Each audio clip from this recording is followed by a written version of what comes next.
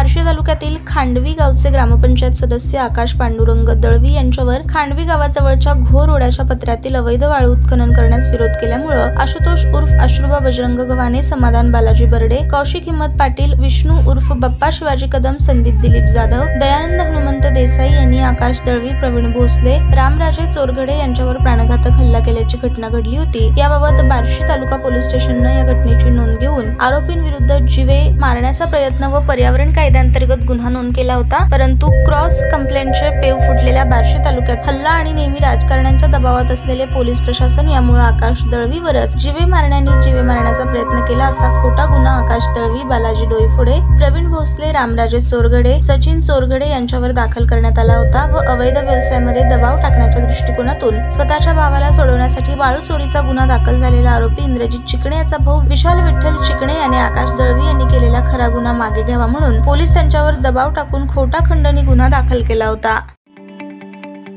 ताज्या बातम्या पाहण्यासाठी प्राईम महाराष्ट्र न्यूज चॅनलला सबस्क्राईब करा।